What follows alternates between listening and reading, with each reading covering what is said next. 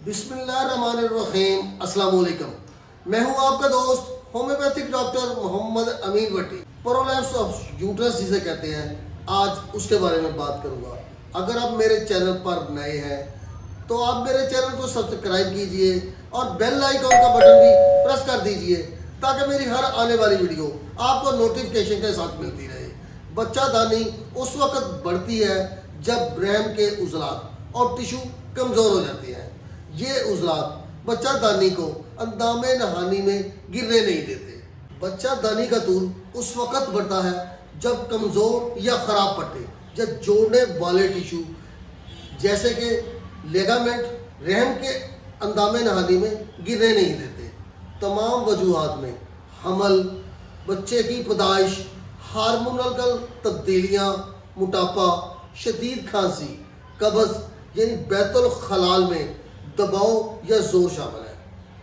रहम की अलामत में शामिल है रहम के अंदर भारीपन या दर्द का एहसास, कमर के निचले हिस्से का दर्द, अंदामे नहानी में उभार, ऐसा महसूस हो कि अंदामे नहानी के अंदर कोई चीज़ फिसल रही है, पेशाब का रसना, मुसाने का इन्फेक्शन, पखाना करने में दुश्वारी, जिनसी तल्लुकात के मसाइल शामिल हैं। प्रोलैप्स ऑफ यूट्रस के 4 मराहल हैं, यानी रहम के बढ़ जाना में 4 मरले हैं। बच्चादानी के ऊपर वाले हिस्से में गिरे तो ये पहला मरला है।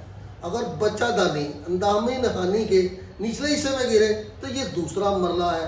अगर अंदामे नहानी से बिल्कुल बाहर निकल आए तो ये तीसरा मरला है। बच्चा पूरा अंदामे नहानी से बाहर फिसल जाता है तो ये चौथा मरला है। प्रोलैप्स ऑफ यूट्रस यानी यूट्रस का बढ़ जाना के इलाज में ज़िंदगी में कुछ तब्दीलियाँ करके आप उस फ़ायदा उठा सकते हैं। यूट्रस को हटाने के लिए सर्जरी की ज़रूरत होती है, मगर होम्योपैथिक सिस्टम में ऐसी बहुत सी अद्वियात मौजूद हैं जिनके इस्तेमाल से आप रहम को अपनी मुकम्मल असल हालत में रख सकते हैं। या कुछ एहतियाती तदाबीर मौजूद हैं जिनकी एहतियात करके आप रहम को मुकम्मल तंदुरुस्त रख सकते हैं। एहतियाती तदाबीर में वज़न में कमी, ज़्यादा फाइबर वाली खुराक इस्तेमाल ना करें, तम्बाकू नोशी मुकम्मल बंद करें। कुछ ऐसी ख़ास एक्सरसाइज है जिनके करने से आप मुकम्मल फ़ायदे हासिल कर सकते हैं। कब्ज़ या खांसी को कंट्रोल में रखने से आप मुकम्मल फ़ायदे हासिल कर सकते हैं। अगर किसी को ऐसी अलामत मौजूद हो तो आप होम्योपैथिक कुदरती इलाज करवाइए जो आपको मुकम्मल तंदुरुस्त कर देगा। होम्योपैथिक एक की कुदरती मेडिसिन जो बच्चादानी के बढ़ जाने में बेहद अच्छी और मुफीद साबित हुई है, उनमें से तकरीबन 30 साल प्रैक्टिस में बहुत ही अच्छा अनुभव पाया है।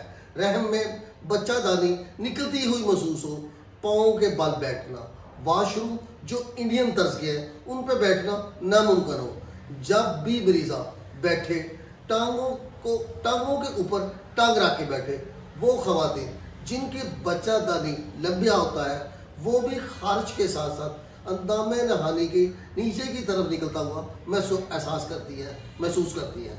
वो ख़वातीन जो सने यास को पहुँच चुकी होती हैं, उम्र में तकरीबन 50 साल के लगभग होती हैं, उनमें भी ऐसी अलामत देखी गई हैं।